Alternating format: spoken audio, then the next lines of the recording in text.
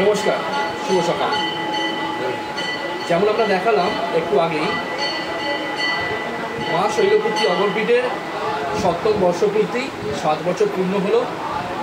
এবং সবথেকে বড় কথা, যে মন্দির স্থাপিত হয়েছিল 2024-এ 15ই ফেব্রুয়ারি, তারই আজকে বর্ষপূর্তি। মা শৈলপুত্রী অগরপীঠের ৭০ বর্ষপূর্তি, কিন্তু মা শৈলপুত্রী অগরপীঠের যেই মন্দির রাজজ্যোতিষী অঘরী আচার্য অনুব্রত নিজের বাস ভিটেতে, সেই মন্দিরের বর্ষপূর্তি আজকে উদ্বোধন হয়েছিল গত বছর। আমরা সেখানেই দেখাচ্ছি একের পর এক যারা অতিথি এসছেন তাদের তুলে ধরছি। আমাদের মধ্যে এই মুহূর্তে আছে রাজজ্যোতিষী আচার্য অঘরী আচার্য অনুব্রত এবং বড়কলকাতা দেবী পরিবারের একজন কাছের মানুষ, প্রাণের মানুষ, অরবিট গ্রুপের চেয়ারম্যান মিস্টার বসন্ত কুমার পাড়ি। আমি বাসানজিৎ থেকে শুনে নেব আজকের এই শুভক্ষণে এসে, আজকের এই শুভ দিনে মা শৈলপুত্রী অগরপীঠের এই উদ্বোধনের দিন 1 বছরে আপনার কেমন লাগছে? আমার অনেক ভালোই লাগছে। রণব্রত দার সঙ্গে আমার আলাপ অনেক বছরে। ওনার মনের ভিতরে মা শৈলপুত্রের প্রতি আমার শ্রদ্ধা আছে, আর মা শৈলপুত্রের অনেক আশীর্বাদ আছে ওনার উপরে। আর ওনার উপরে কেন, আমাদের সবার উপরে মা সবারই মঙ্গল করেন। আচার্যদার মনে অনেক বছর থেকে ছিল যে উনি মা শৈলপুত্রের মন্দির বানাবেন, আমার সঙ্গে কথা বলেছেন, কিন্তু যেটা যখন হওয়ার কথা, মার আশীর্বাদ এখনই হয়, ওই সময় ওটা সম্পূর্ণ হয়, সেটাই হয়েছে। আর আমিও আচার্যদার সঙ্গে একটু ছোট রূপে সঙ্গে সবসময় ছিলাম, আজকেও আছি। আর খুবই ভালো লাগছে। মা শৈলপুত্রী সবার উপরে আশীর্বাদ করুন, আমাদের উপরে আশীর্বাদ করুন, আর আমার চিরশ্রদ্ধা ওনার চরণের উপরে থাকুক, আমি এটাই বলতে চাই। আচ্ছা, একটা কথা জিজ্ঞেস করবো। দেখুন, আমাদের হিন্দু শাস্ত্রে প্রচুর দেবদেবী, আমাদের প্রত্যেকটাকেই আমরা প্রত্যেক দেবদেবী আরাধনা করি আমরা, এবং প্রত্যেক দেবদেবী আমাদের কাছে অন্তরের দেবদেবী। সেখানে দাঁড়িয়ে অনেকে এখনও পরিচিত নন মা শৈলপুত্রী দুর্গা ঠাকুরের, আমাদের দুর্গা দেবীর প্রথম রূপ যেটা বলা হয়, কথিত আছে। তো আপনার কিনা মনে হয়, মানে মা শৈলপুত্রীর মহিমা, সেটা আপনার কেমন লাগে? দেখুন, প্রভু প্রভু, মা মা, আলাদা আলাদা রূপ হতে পারে, কিন্তু মা মাই থাকেন।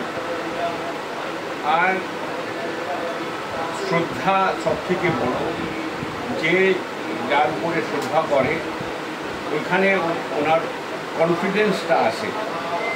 তো চাहे মা কালী হোক, মা দুর্গা হোক, মা শৈলপুত্রী হোক, আপনি ওনার চরণে যখনই আপনি যাবেন, কিছু মনোকামনা করবেন, আর আপনার ওই মনোকামনা যদি পূর্ণ হয়, আপনার আস্থা আরও বেড়ে যায়।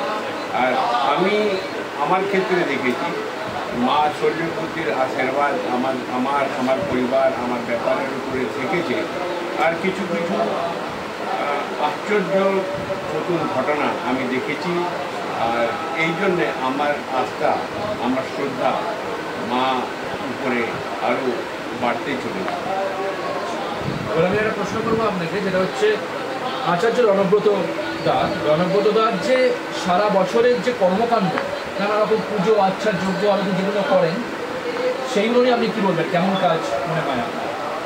দেখুন, এটার ভিতরে আমার জেনারেল কমেন্ট করা ঠিক না। অ্যাজ ফার এজ আমি কনসার্ন আছি, আমার ওনার উপরে অনেক আস্থা আছে। ও আমার ছোট ভাই বতুনি আছেন, আচার্যাই তো আছেনই, কিন্তু আমাকে উনি খুবই ভালোবাসেন, বর্দার মতন ভালোবাসেন।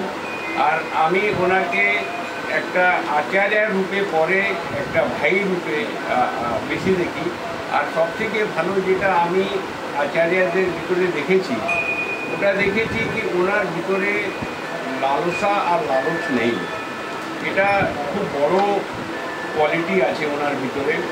আর উনি সবসময় সবারই ভালো উপকার করতে চান, এরকম করতে চান যার থেকে মা শৈলপুত্রীর আশীর্বাদ মানুষের উপরে হয়। এটা আমি মনে করি কি ওনার সবথেকে বড় কোয়ালিটি। আমি এবারে একটা শেষ প্রশ্ন করব আউট অফ ট্যাগ। আমরা দেখেছি আপনাকে যে আমাদের বড় কলকাতা টিভি পরিবারের সাথে আপনি পরিচিত প্রায় এক বছর হয়নি, 6-7 মাস 8 মাস হলো।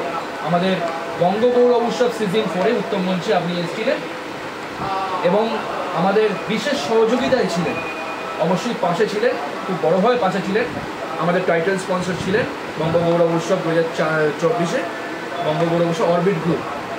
তো বড় কলকাতা টিভি পরিবারের যে অনুষ্ঠান হয়েছিল বঙ্গগৌরব উৎসব, স্টেজে আপনি এসেছিলেন, সেই অনুষ্ঠানে যদি আপনি বলেন আপনার তরফ থেকে যে কেমন লেগেছে?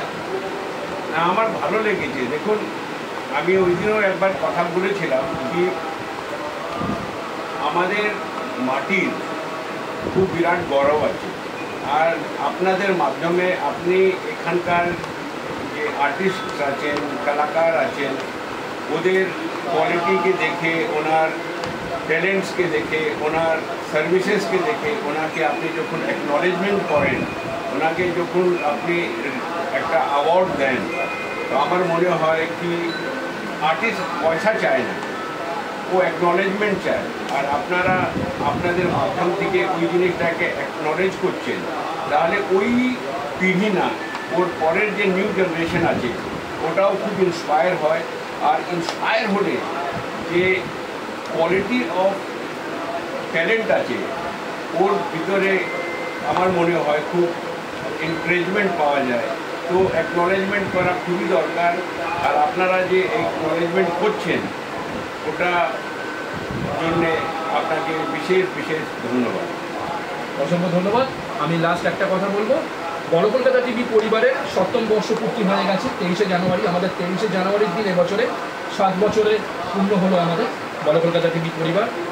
ঠিক নেতাজি সুভাষচন্দ্র বোসের জন্মদিনের দিনই আমাদের বড় কলকাতা টিভি পরিবার জন্ম হয়েছে। কেন আমি সবসময় তিনজন আমার আইডল।